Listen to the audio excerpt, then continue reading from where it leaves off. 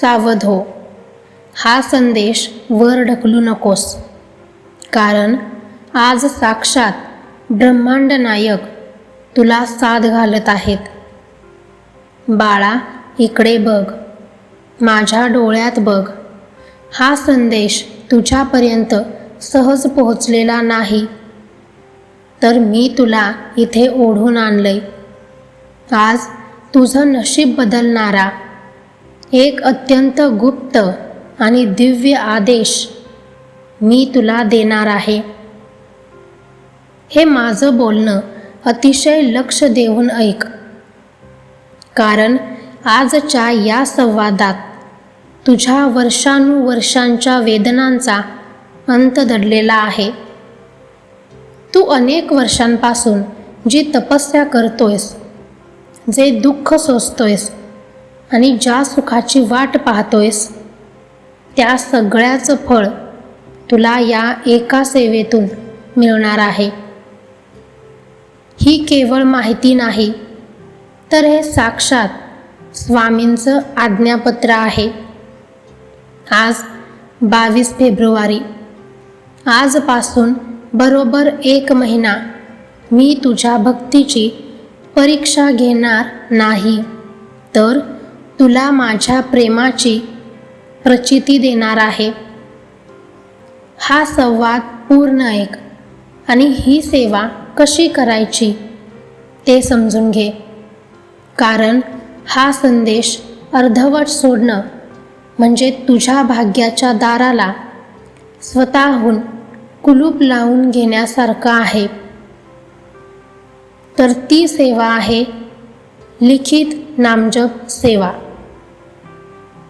बाळा, आता तुला प्रश्न पडला असेल की मी तुला लिखित नामजपच का सांगतोय.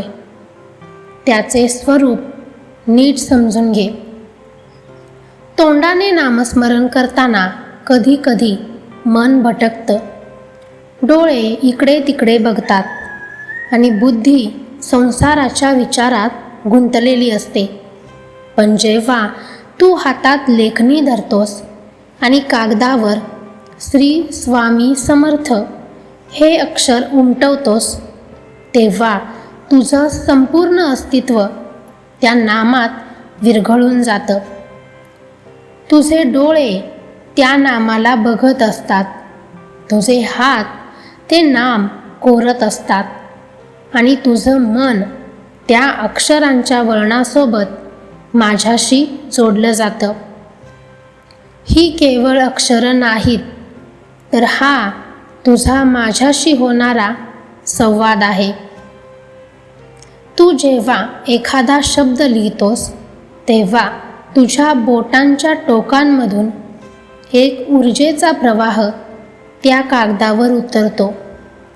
ही सेवा म्हणजे तुझ्या कर्माचे शुद्धीकरण आहे.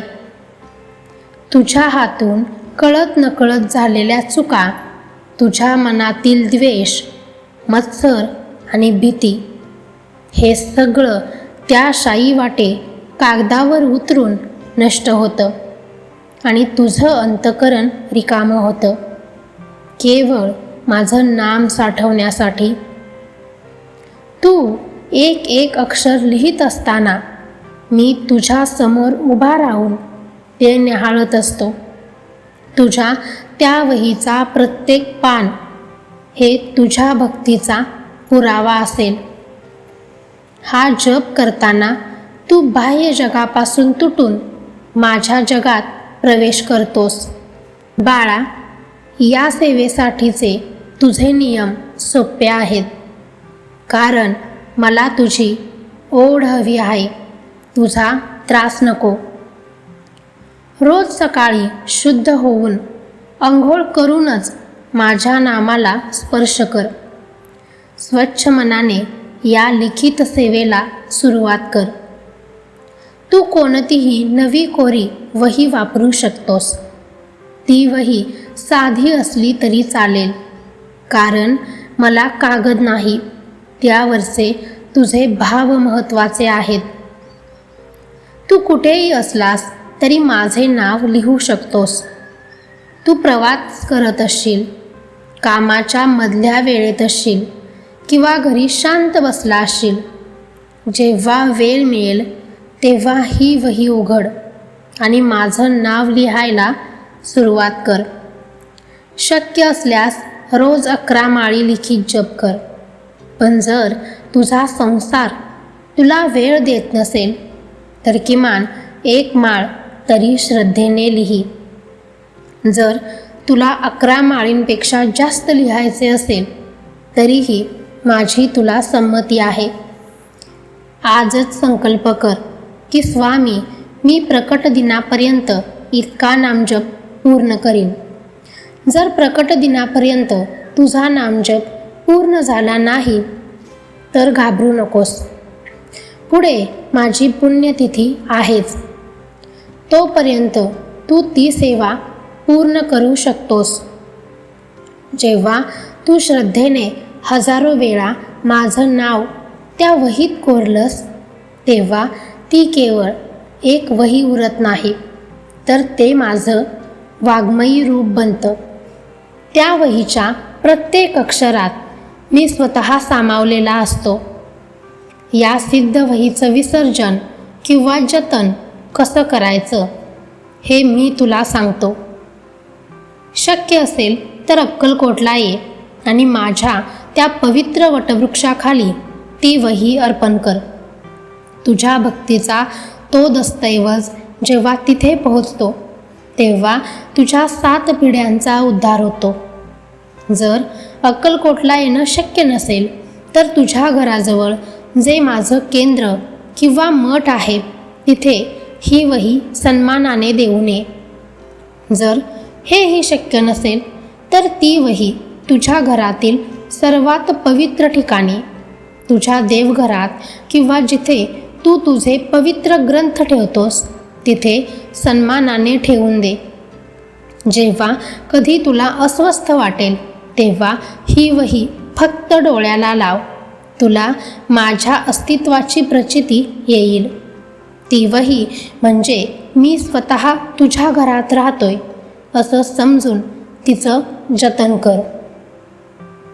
बाळा, अरे वेड्या, मी सावकार नाही की तुझा हिशोब चुकला म्हणून तुला दंड करीन. मला तुझ्या संख्येपेक्षा तुझ्या भावाची जास्त काळजी आहे. संसाराच्या व्यापात किंवा आरोग्यामुळे एखाद्या दिवशी खंड पडला तर मन विचलित करून घेऊ नकोस.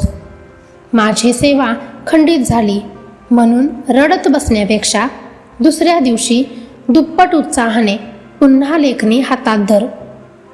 ज्या दिवशी जमलं नाही त्या दिवसाची क्षमा माग आणि मग पुढची ओळ लिहायला सुरुवात कर. खंड कागदावर पडला तरी चालेल, पण तुझ्या आणि माझ्या नात्यात कधीच खंड पडू देऊ नकोस.